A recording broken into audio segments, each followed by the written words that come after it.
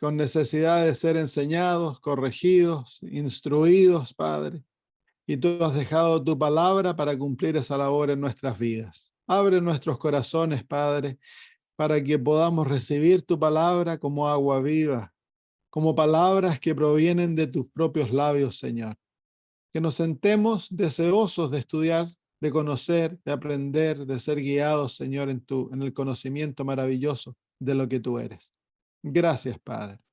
Gracias por todo. En nombre de Jesús. Amén. Muy bien, vamos a repasar un poquitito de lo último que hicimos. Voy a compartir mi pantalla. Ya, entonces aquí vemos la trayectoria de Jesús en el santuario. Ya lo vimos esto, pero lo vamos a repasar, porque para muchos esto es algo nuevo. La Biblia nos muestra el santuario, nos muestra la trayectoria de Cristo en el santuario, y nosotros, si conocemos el santuario, podemos comprender claramente la trayectoria de Jesús. Jesús y nosotros nos acercamos al santuario o al altar del sacrificio, nos acercamos de distintas posiciones. El ser humano viene de afuera del santuario porque nosotros somos pecadores, estamos excluidos de la gloria de Dios. Entonces venimos de afuera, y eso es lo que enseña el atrio. La cortina del atrio muestra que todo ser humano está excluido de la presencia de Dios y de la salvación, a no ser que entre por el velo. El velo es Cristo Jesús. Cristo Jesús, Él viene de adentro del santuario, Él no viene de afuera. Y los velos, cada uno de los velos representa un aspecto de la naturaleza de Cristo. Distintas realidades que Cristo toma sobre sí para poder salvarnos. Cristo Jesús viene del lugar santísimo del santuario. Y del lugar santísimo, su dirección es hacia el atrio. Nosotros venimos de afuera del santuario y venimos hacia el atrio del santuario a través del primer velo. Pasamos por el primer velo y nos encontramos ahora dentro del santuario. Y dentro del santuario, entonces ahora estamos cubiertos por aquella justicia, aquella santidad que nos excluía de la presencia de Dios y de la salvación. Al entrar por Cristo Jesús, el primer velo, los velos representan a Cristo. Entonces nosotros ahora entramos a través de Cristo, y ahora estamos incluidos en la salvación y cubiertos por aquella justicia que nos excluía. Eso es el símbolo de las cortinas del atrio. Entonces Jesús viene del lugar santísimo, y del lugar santísimo, donde Él es igual a Dios, tiene la naturaleza de Dios, es igual a Dios el Padre, y existe como Dios en todo su poder.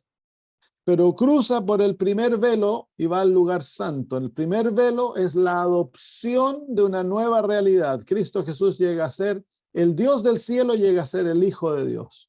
Voluntariamente, Él se somete a existir bajo la autoridad del Padre, en una relación de familia, de padre a hijo, y el Padre declara a Cristo: tú eres mi hijo, hoy te he procreado, dice la Biblia. Entonces ese es el momento del primer velo, cuando Cristo Jesús toma la naturaleza, la realidad de ser el Hijo de Dios, y por uno no sabemos, pero a lo mejor millones de años, Cristo Jesús existió en el lugar santo como Hijo de Dios, sometido a la voluntad de Dios. Todos los ángeles, Lucifer, lo conocieron a Él como el Hijo de Dios. Miguel, el gran ángel, que era el líder de los ángeles en el cielo, el Hijo de Dios, el único que es como Dios. Ahí se manifiestan las dos realidades de Cristo Jesús antes de que llegase a ser humano. Él es Miguel, que a pesar que lleva sobre sí la naturaleza de un ángel, Él es el arcángel. Sin embargo, Él es el único que es como Dios. El nombre Miguel quiere decir, ¿quién es como Dios? Así que ese es el lugar santo, Cristo Jesús, el Dios del cielo, habitando entre los ángeles como uno de ellos, llevando sobre sí la naturaleza del Hijo de Dios. Luego el Señor Jesús nace en el mundo y toma sobre sí una nueva naturaleza, la naturaleza del hombre. Y ese es el segundo velo. El segundo velo muestra entonces la adopción de una nueva naturaleza. Ahora él llega a ser el Hijo del Hombre y nace en el mundo, en el atrio. El atrio es símbolo del plan de la redención en el mundo. El santuario es el símbolo del plan de la redención en el cielo. Entonces Jesús nace en el mundo como el Hijo de María, el primogénito de María. Así que ahora él es el primogénito de los hombres y el primogénito de Dios. Lleva ambas naturalezas. Él es nuestro hermano mayor. Entonces él nace en el año 3 antes de Cristo. 3 antes de Cristo. Hay una equivocación cuando se hizo el calendario gregoriano. Se equivocó por 3 años más o menos. Cristo nace alrededor del año 3 antes de Cristo, antes de su nacimiento. Entonces, y uno ahora ve de que el Nuevo Testamento está realmente modelado, los evangelios están modelados en el santuario, porque nos muestran todos los evangelios, especialmente Mateo, Marcos y Lucas, todos comienzan con el nacimiento de Jesús. Juan nos muestra la preexistencia de Jesús. Él comienza mostrándonos a Cristo en el lugar santísimo, en el capítulo 1, versículo 1, que era Dios igual a Dios. Entonces, Mateo, Marcos y Lucas nos muestran el nacimiento de Jesús y nos muestran luego del nacimiento de Cristo, nos llevan a su bautismo, que es lo próximo que ocurre en el santuario. Viene el nacimiento, el próximo gran evento en la vida de Cristo es el bautismo. De acuerdo a la profecía de Daniel capítulo 9, el año 27 después de Cristo. El año 15 del reinado de Tiberio César, de acuerdo a Lucas capítulo 3. Entonces, de ahí, el próximo gran evento va a ocurrir 3 años y medio después en el altar del sacrificio, la cruz. Ya. Entonces, los evangelios siguen el plan dado en el santuario de la vida de Cristo y nos muestran su preexistencia como Dios, nos hablan del Hijo de Dios y nos muestran al Hijo del Hombre y ¿cómo se llama? El camino que sigue, que estaba demarcado en el santuario. Así que el que conocía el santuario y entendía espiritualmente los servicios del santuario, podía entender, conocer que Cristo estaba cumpliendo el plan de la redención. Así que por 3 años y medio, Cristo Jesús primero se bautiza. El bautismo es el ungimiento del sumo sacerdote. Lo vamos a estudiar. Podríamos estudiarlo si tenemos tiempo esta mañana, comenzar ese estudio. Es el ungimiento del sumo sacerdote. Es cuando el sumo sacerdote fue ungido y era vestido y declarado sumo sacerdote. Y luego viene su muerte, que es el altar del sacrificio. Al llegar al altar del sacrificio, Cristo Jesús muere y al morir, Cristo Jesús toma su tercera realidad sobre sí, que es la pecaminosidad del ser humano. Cristo Jesús llega a ser pecado. En su encarnamiento, Cristo Jesús tomó nuestra realidad caída, pero no participó en nuestro pecado. Él se mantuvo santo, puro, inocente como Adán. Así que en Cristo Jesús existían las dos realidades del ser humano caído y del ser humano perfecto en él, porque él vino a redimir la raza caída y la vino a levantar para que llegase a tener la pureza original. Y esa pureza original es la pureza de Adán. En Cristo Jesús existía la pureza original de Adán, pero también existía la realidad del ser humano caído, pero no participó en nuestro pecado. Pero en el Calvario, nuestro pecado le fue imputado y él llegó a ser pecado. Por eso es simbolizado como una serpiente levantada. Entonces, Cristo Jesús toma la tercera realidad, que es la culpa del ser humano, la maldad del ser humano, el pecado del ser humano le es puesto sobre él. Y esa realidad llega a ser de él. Él es imputada y por eso muere. Si no, Jesús no podría haber muerto. Por eso muere. Ahora, ¿qué nos dice el santuario? Jesús no sale de la realidad del santuario, a pesar de que hay sacrificios que nos muestran de que Cristo iba a morir afuera del altar, afuera del templo.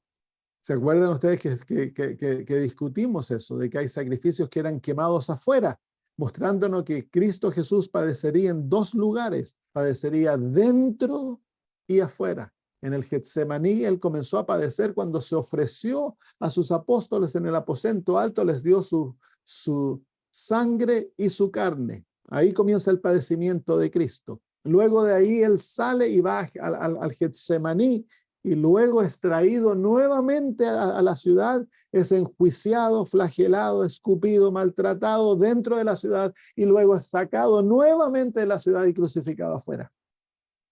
Y todo eso lo mostraba el santuario, que Cristo Jesús iba a padecer en dos lugares, dentro y fuera.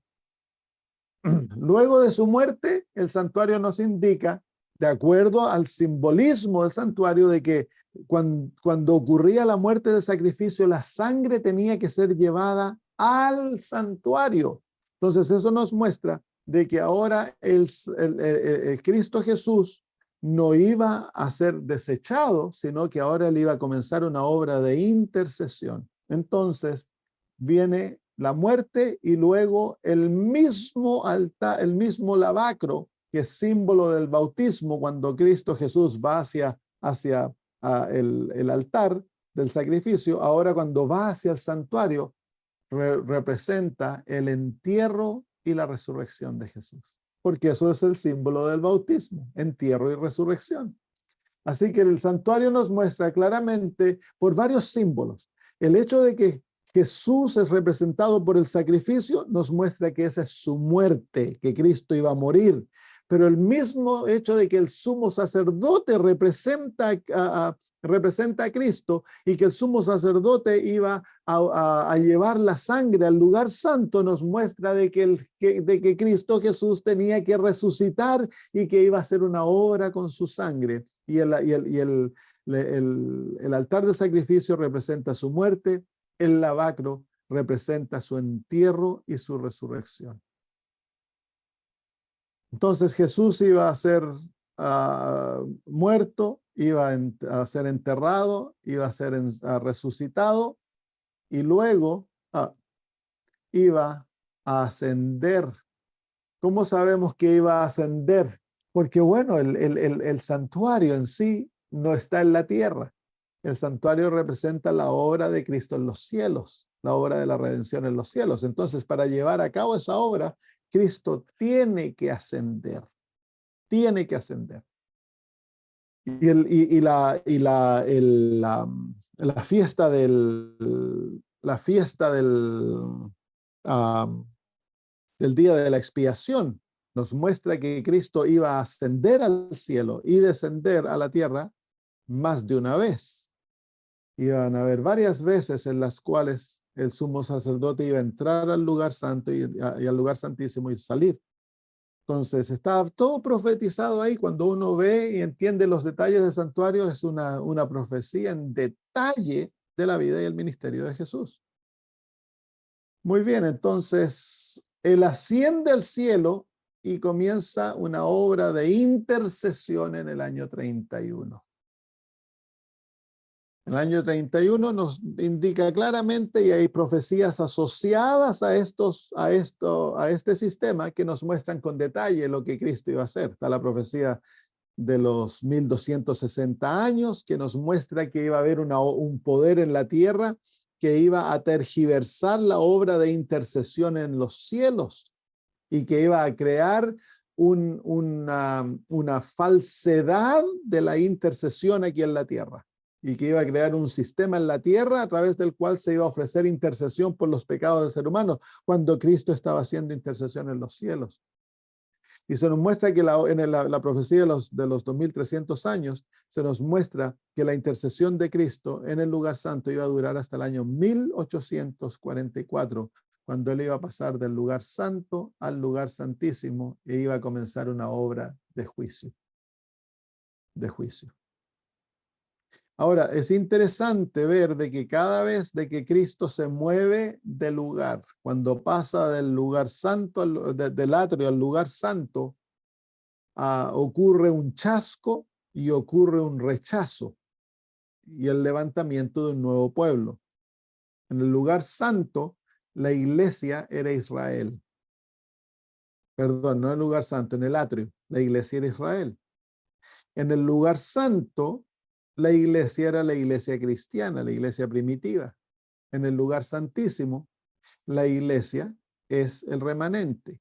Ahora, cuando Cristo pasa del lugar santo al lugar, del atrio, al lugar santo, aquellos que no le siguen, que eran pueblo, dejan de ser pueblo.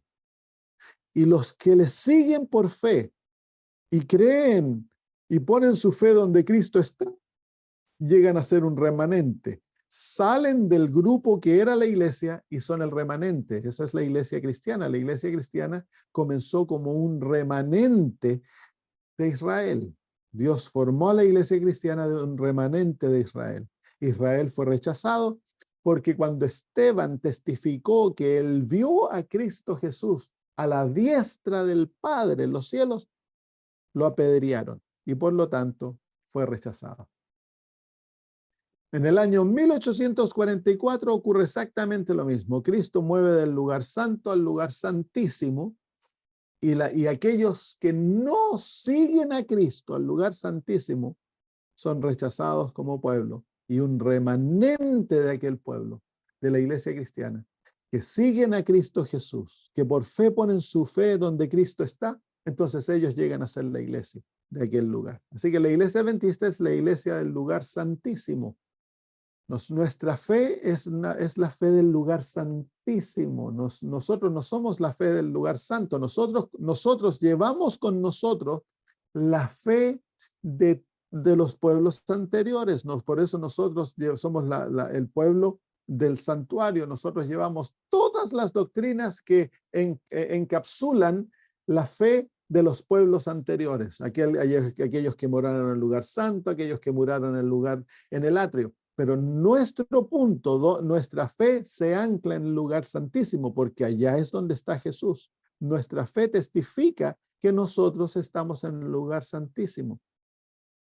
Así que el santuario es un sistema complejo, es un sistema muy detallado, que cuando se estudia y se comprende a través del Nuevo Testamento, da una luz maravillosa en las profecías y en la experiencia del pueblo de Dios.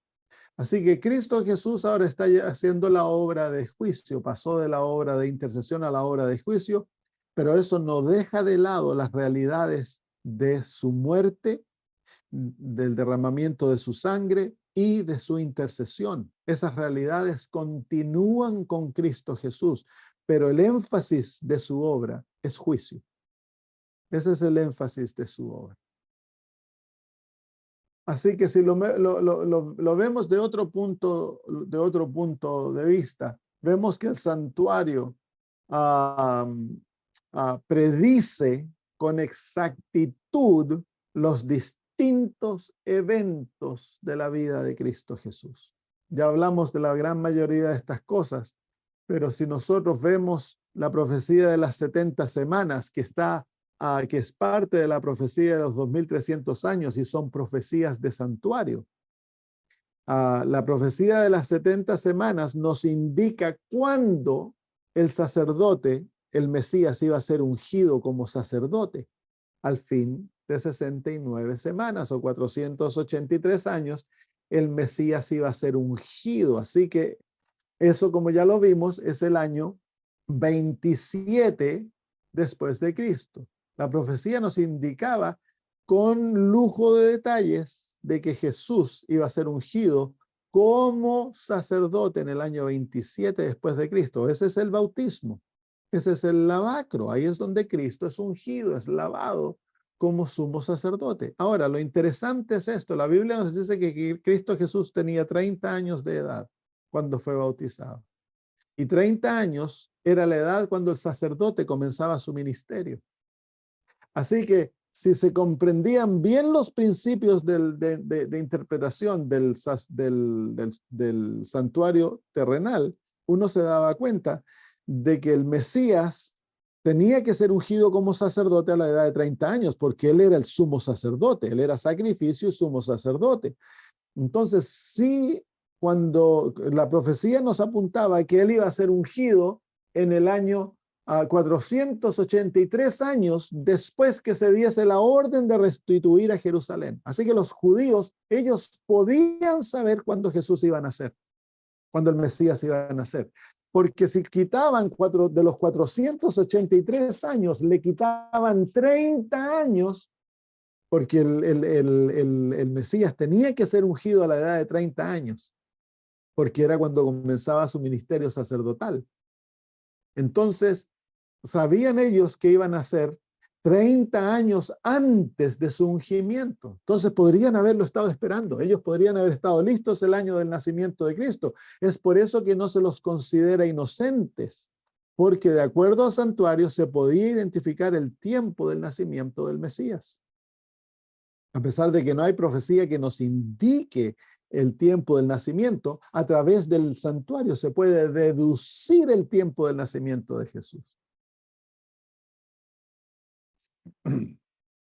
Entonces, 3 años y medio más tarde, aquel que había sido ungido tenía que ofrecer su sacrificio, como ocurría en la experiencia del ungimiento del sacerdote.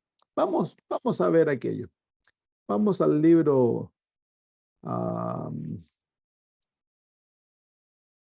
me parece que está en Levíticos. Levíticos capítulo 8.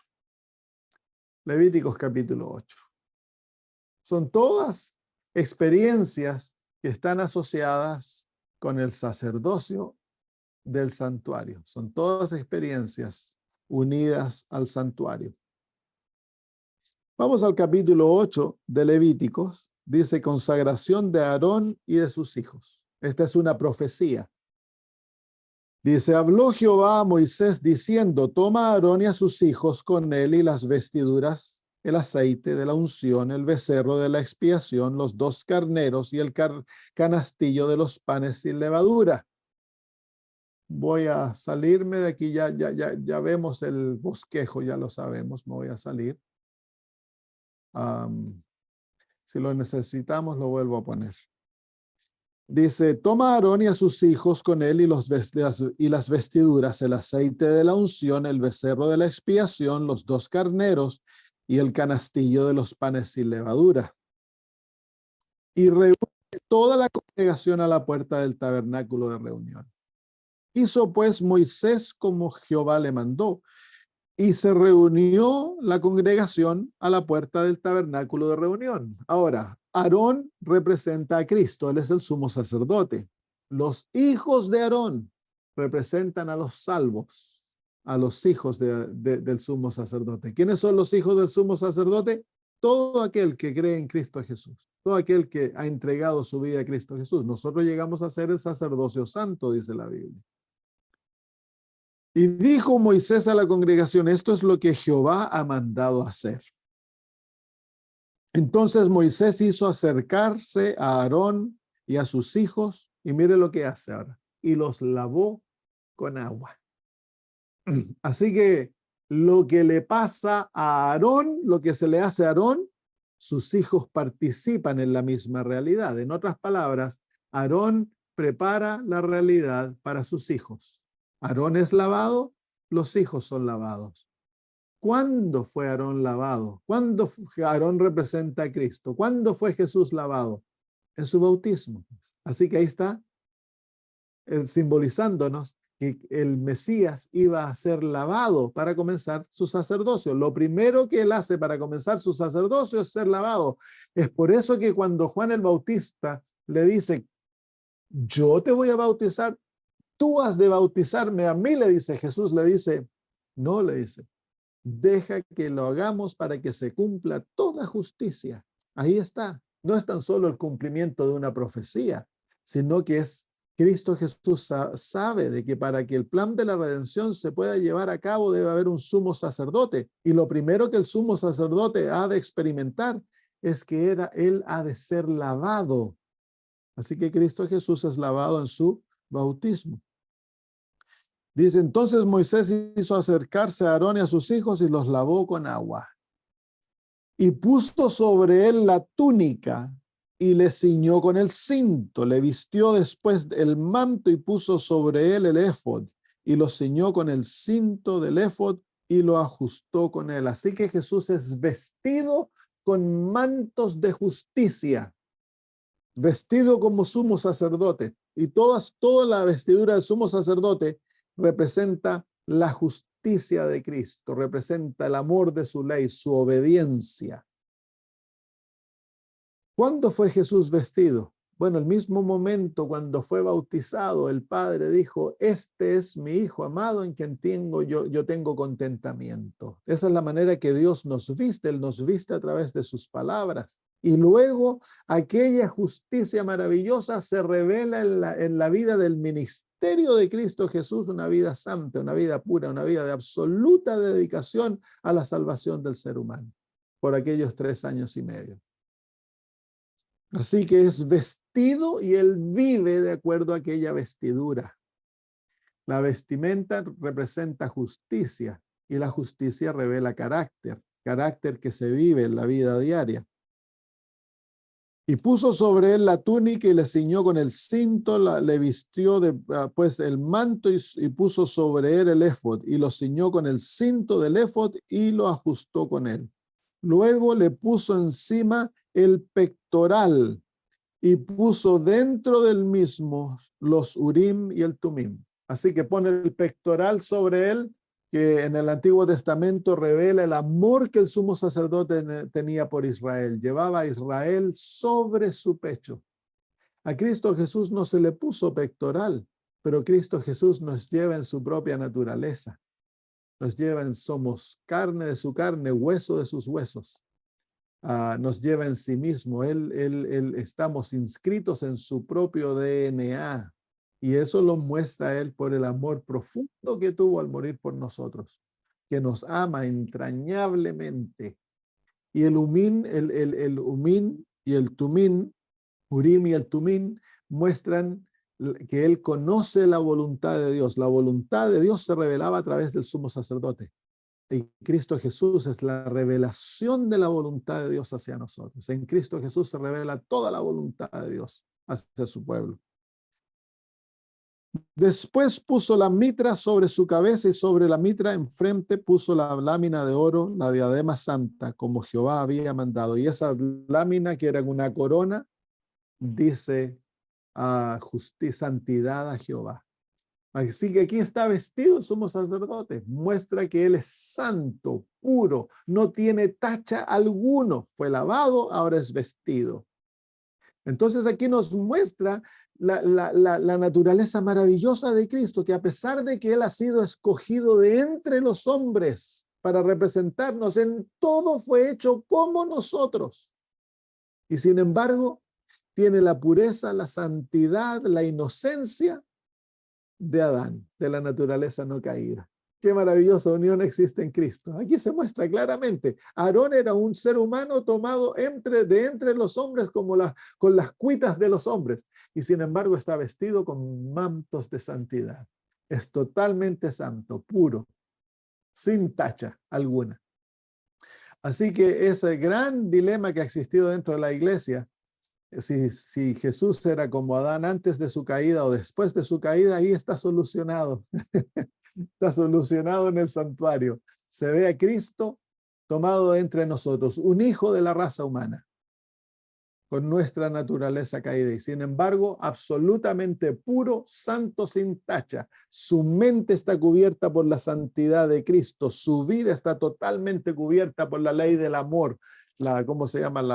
La placa que lleva en su pecho. Él vive la voluntad de su Padre, la conoce 100%. Entonces ahí se muestra el sumo sacerdote, Cristo Jesús, el Mesías, revelado ante nosotros.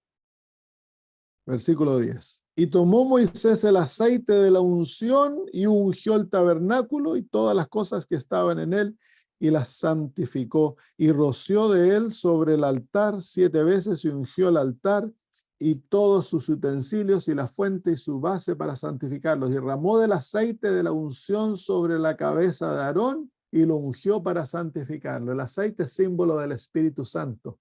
Así que aquí nos muestra de que en el momento en que Jesús, el Mesías, iba a ser bautizado y vestido, él iba a ser ungido. Y eso es lo que le da el título Mesías. El título Mesías quiere decir ungido. ¿Cuándo fue ungido Jesús? Fue ungido por el Espíritu Santo, que fue derramado sobre él en el momento de su bautismo. El Padre lo viste con la declaración: este es mi Hijo amado, santo, puro, inmaculado, a pesar de que era nuestro Hijo también, en quien tengo contentamiento, dice él. Y luego el Espíritu Santo es derramado sobre él. Ahí está la profecía claramente de lo que iba a ocurrir cuando el Señor Jesús iba a ser bautizado.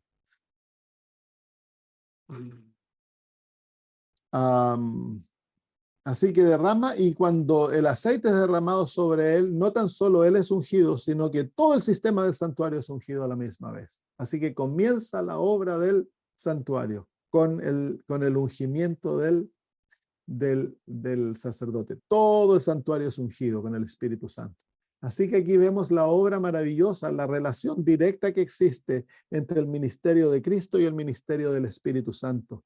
Cristo Jesús no puede llevar a cabo su obra si no fuese porque Él es ungido por el Espíritu Santo. Y todo el santuario ha de ser ungido a la misma vez por el Espíritu Santo. Así que el Espíritu Santo es el agente que capacita la obra del santuario que se lleve adelante. Versículo 13. Después Moisés hizo acercarse a los hijos de Aarón y les vistió las túnicas, les ciñó con cintos y les ajustó las tiaras, como Jehová lo había mandado a Moisés. Se fijan que el sumo sacerdote es vestido. Ahora, ¿quién es vestido? Sumo sacerdote es lavado, los hijos son lavados. Sumo sacerdote es vestido, los hijos son vestidos. Así que todo lo que el sumo sacerdote recibe, los hijos reciben. Ese es el plan de la redención. En otras palabras, Jesús ha de pasar por esta experiencia por nosotros. Lo que Él recibe es para nosotros, es para ser otorgados a nosotros. Es un don de Dios otorgado a través de Cristo para cada ser humano. Muy bien, dice después, como Jehová lo había mandado a Moisés. Versículo 14.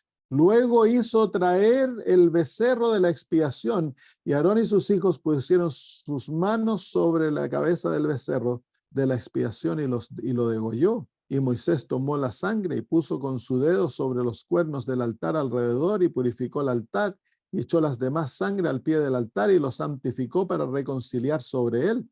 Después tomó toda la grosura que estaba sobre los intestinos y la grosura del hígado y los 2 riñones y la grosura de ellos y lo hizo arder Moisés sobre el altar. Mas el becerro, su piel, su carne y su estiércol lo quemó al fuego fuera del campamento, como Jehová lo había mandado a Moisés. ¿Se fijan que ahora qué viene? Viene el sacrificio. Así que aquí, ¿dónde estamos? Estamos en el altar del sacrificio, la muerte de Cristo. En el día del ungimiento del sumo sacerdote, también se predice su muerte. Una de las realidades de la muerte es para proveer la sangre necesaria para que el sumo sacerdote interceda por Israel. Así que aquí se presenta otra perspectiva de la muerte de Cristo, que es a ungir el altar, que es la cruz, para que cumpla su función y proveer la sangre necesaria para la intercesión que el sumo sacerdote va a llevar a cabo por el pueblo de Dios. Después tomó, versículo 18, después hizo que trajeran al carnero del holocausto, y Aarón y sus hijos pusieron sus manos sobre la cabeza del carnero y lo degolló, y roció Moisés la sangre sobre el altar alrededor, y cortó el carnero en trozos, y Moisés hizo arder la cabeza y los trozos y la grosura. Lavó luego con agua los intestinos y las piernas, y quemó Moisés todo el carnero sobre el altar, holocausto de olor grato, ofrenda encendida para Jehová, como Jehová lo había mandado a Moisés. Se fijan aquí que se encuentran los dos tipos de sacrificios, uno que es quemado afuera y uno que es quemado adentro. Uno que es quemado afuera del santuario y otro que es quemado adentro, mostrando las dos realidades de Cristo. Porque Cristo no tan solo murió por el pueblo de Dios, sino que Cristo murió también por todo el mundo, como dice el apóstol Juan. Que Él es propiciación no tan solo por nuestros pecados, sino que los pecados de todo el mundo. Así que Cristo no tan solo muere por el pueblo de Dios dentro de Jerusalén, sino que Él muere afuera de Jerusalén, muere por todos.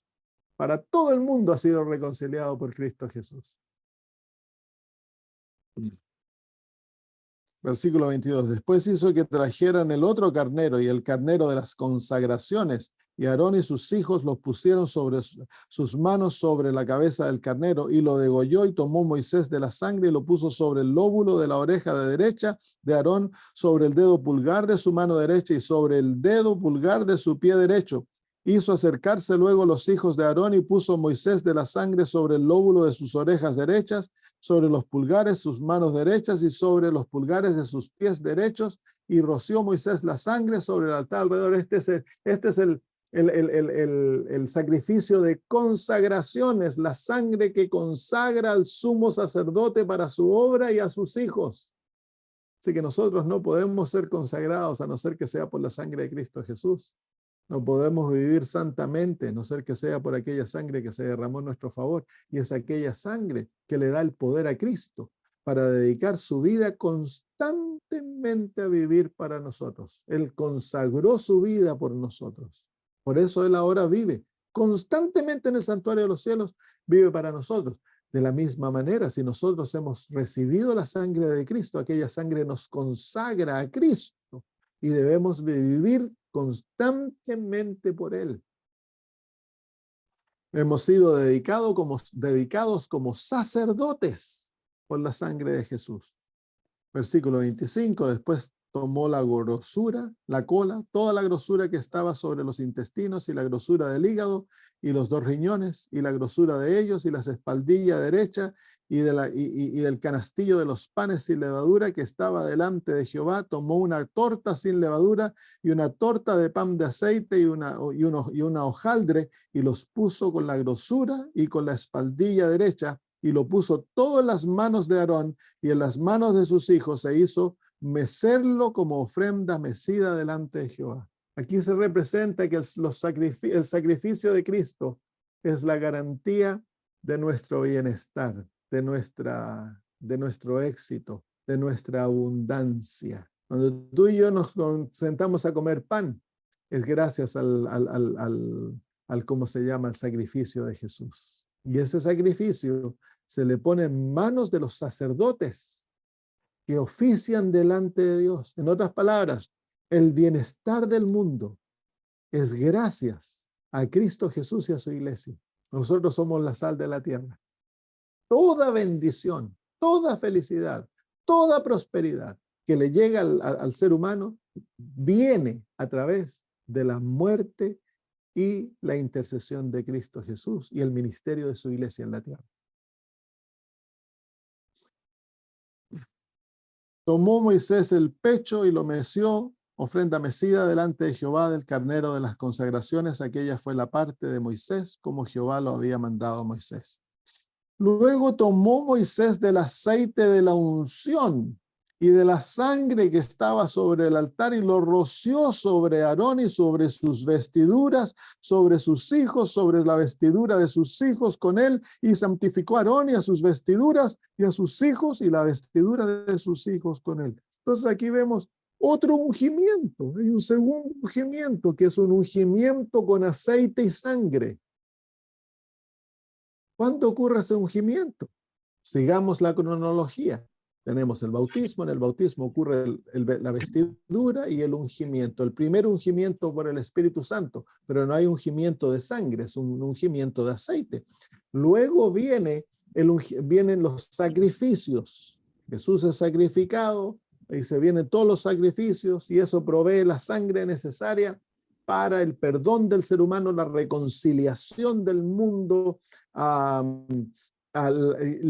el que Dios pueda conseguir bendiciéndonos, derramando bendiciones, prosperidad sobre nosotros, la intercesión de Cristo y de la iglesia, todo eso provee los sacrificios. Y luego del sacrificio viene otro ungimiento con sangre y aceite, el Espíritu Santo y el sacrificio de Cristo. ¿Dónde ocurre ese ungimiento? Y al ser ungido, el sumo sacerdote, los sacerdotes reciben lo mismo. El sumo sacerdote es ungido con sangre y aceite. Los sacerdotes reciben el mismo ungimiento, sangre y aceite. ¿Dónde vemos ese ungimiento? Bueno, en el cielo, cuando Cristo llegó al cielo, luego de su ascensión, Apocalipsis capítulo 5, dice el apóstol Juan que él vio un cordero que tenía 7 ojos y que había sido inmolado, que estaba bañado en sangre y tenía 7 ojos. ¿Qué son los 7 ojos? El Espíritu Santo, el Espíritu de Dios. Así que ahí vemos el nuevo ungimiento, y cuando el sumo sacerdote es ungido con el Espíritu Santo es derramado sobre su iglesia en la tierra, y eso trae persecución, el bautismo de sangre. El ungimiento de sangre. Inmediatamente comienza persecución sobre la iglesia. Así que ahí vemos el segundo ungimiento, que es el Pentecostés, el derramamiento del Espíritu Santo sobre su iglesia. Cristo Jesús recibió el Espíritu Santo en el cielo, inmediatamente lo derrama sobre su iglesia y lo hace copartícipe, a la iglesia la hace copartícipe de los sacrificios de Cristo Jesús, del sacrificio de Jesús.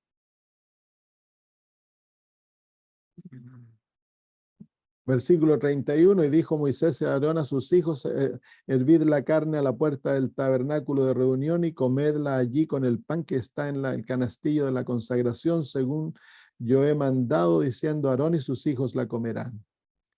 Y lo que sobre de la carne y del pan, lo que quemareis al fuego de la puerta del tabernáculo de reunión, no saldréis en 7 días hasta el día que se cumplan los días de vuestras consagraciones, porque por 7 días seréis consagrados. De la manera que hoy se ha hecho, mandó hacer Jehová para expiaros.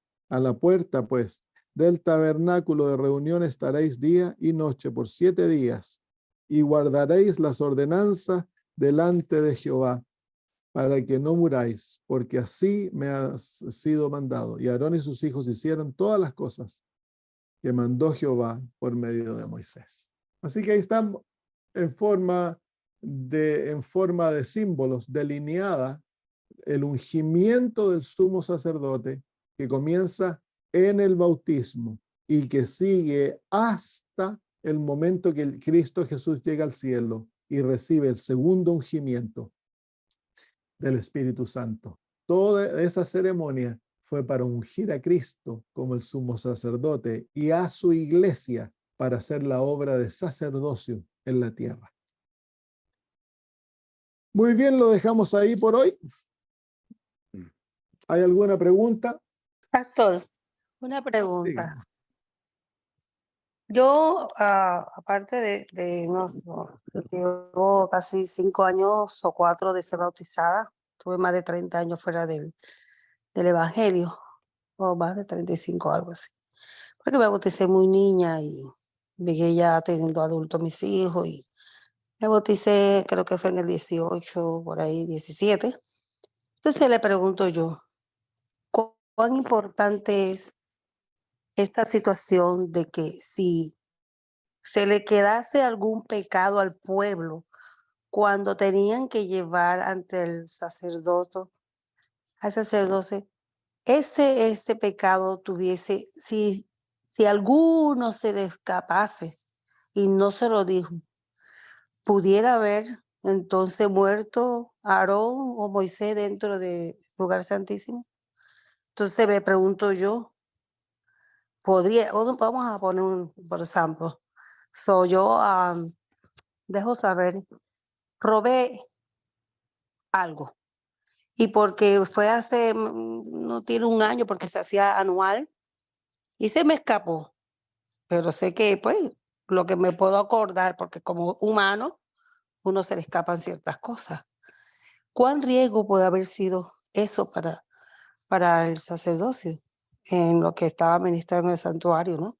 Por eso que le ponían la campanilla que podía morir.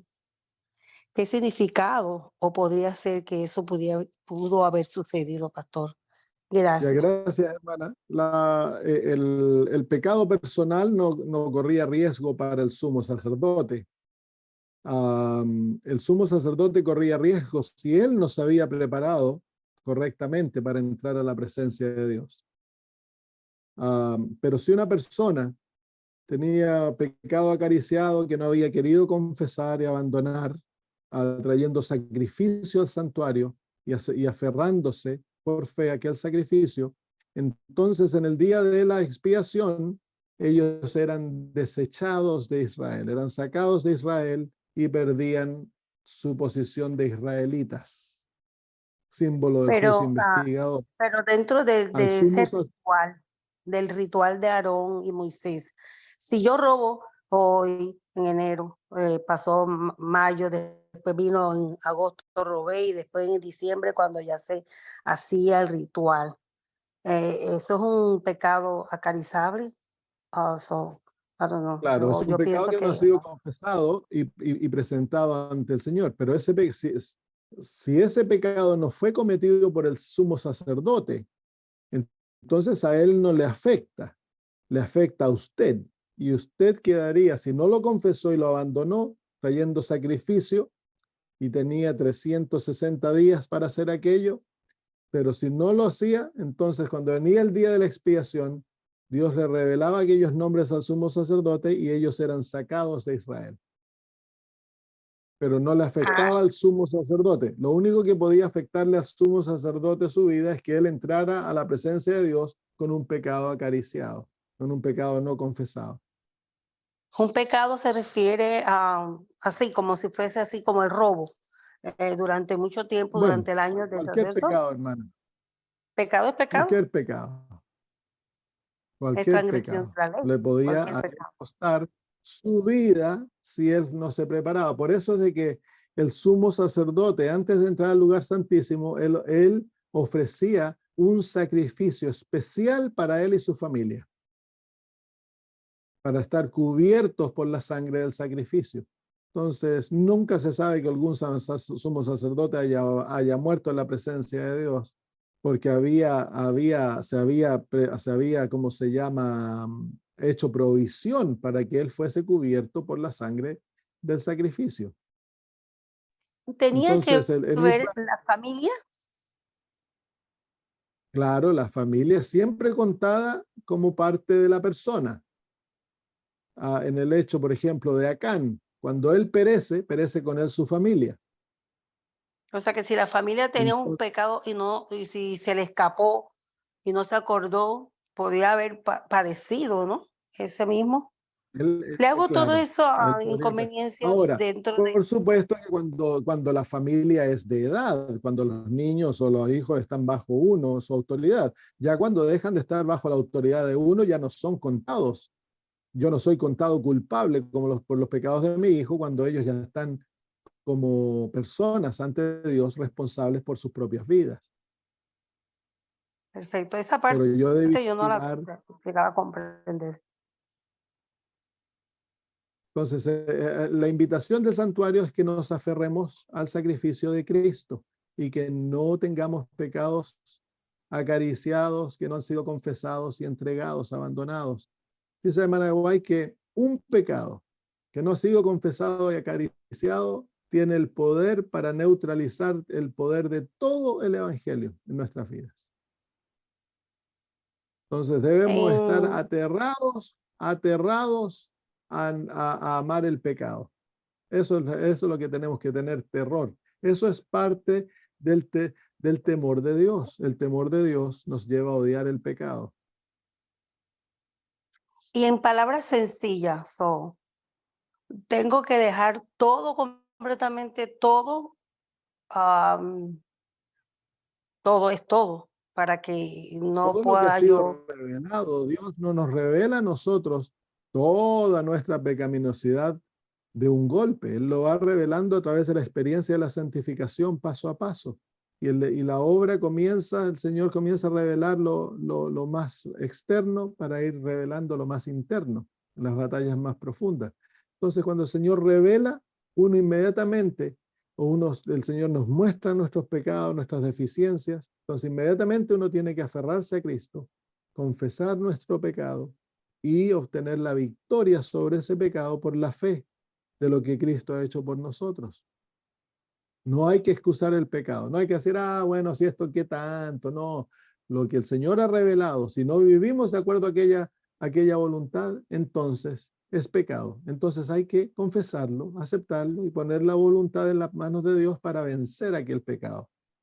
Pero en el Amén. momento que confesamos y aceptamos lo que Cristo ha hecho por nosotros en favor de nuestros pecados, el Señor nos perdona, entonces estamos listos. Pero Amén, muchas hay que gracias. poner la voluntad de parte para que el Señor nos dé la victoria. Ya sea, puede ser cosas pequeñas como las joyas, el amor a las joyas, o cosas grandes como el amor al yo, el amor al orgullo, ¿cómo se llama? Pecados profundos que están escondidos. Todo tiene que ser traído ante el altar, confesar y obtener la victoria. ¿Puedo hacer otra pregunta? Claro. Ok. Tengo una gran, pequeña y enorme duda. En estos momentos, dentro de toda la vida de cualquier ser humano, bajo este sol, la pregunta es la siguiente. Muchas personas, incluyéndome a mí, pueden entender o discernir lo que como ser humano discernimos, que realmente es la victoria en Cristo, todo pecado. Pero ¿qué usted me dice? La justificación por la fe. Dice, si ya Cristo murió, tú puedes hacer todo lo que te da la gana, porque ya Él te perdona y te perdonó. ¿Cuán cierto, discerniendo desde el punto de vista, eso cae en la charlatanería que escucho o eso está Muchas mal pensar gracias, eso? hermana. Es buena pregunta. Me río de la manera que lo ponen, la charlatanería.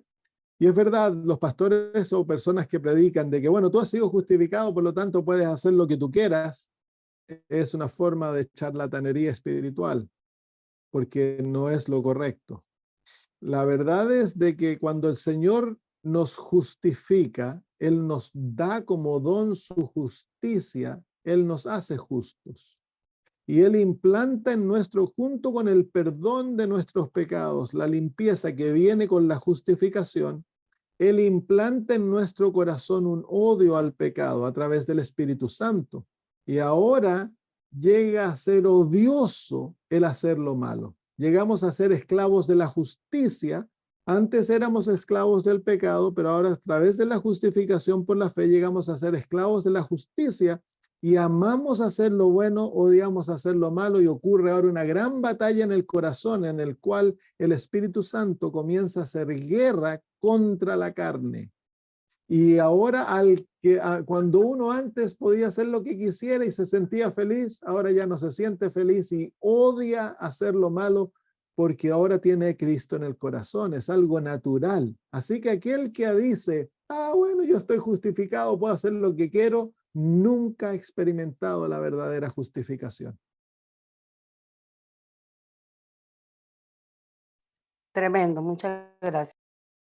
El que realmente tiene a Cristo en el corazón no busca cuán cerca puede estar del mundo y aún caminar con Jesús. El que tiene a Cristo en el alma busca alejarse lo más posible del mundo y del pecado, porque él anhela estar más y más cerca de Jesús. Hermano, Dígame, hermano. yo no comprendo cómo el pueblo de Israel, los hebreos actuales, conociendo la Biblia y teniendo todo el conocimiento de Daniel y el Apocalipsis, ¿por qué aún así no aceptan al Señor? ¿Por qué esperan el Mesías todavía? Porque, hermana, el tener la Biblia no garantiza un conocimiento espiritual. Las cosas espirituales son entendidas espiritualmente. Es por eso de que un conocimiento intelectual no trae salvación. Lo que nosotros necesitamos es que el Espíritu Santo abra nuestro entendimiento y nos dé una actitud espiritual, un deseo, un hambre y sed por Cristo Jesús. Hay muchos judíos que se están volviendo a Cristo porque al mostrarle las Escrituras ellos se dan cuenta que Él es el Mesías. Hay multitudes de judíos que están llegando a ser cristianos. Pero el secreto es del conocimiento bíblico. Hoy pasa en nuestras iglesias. Hay tantos hermanos que tienen un conocimiento intelectual de las profecías y de todo, pero siguen siendo iguales. Son, ¿cómo se llama? Amargos, criticones. No aplican la verdad porque no tienen una capacidad espiritual. El yo no puede comprender espiritualmente las Sagradas Escrituras.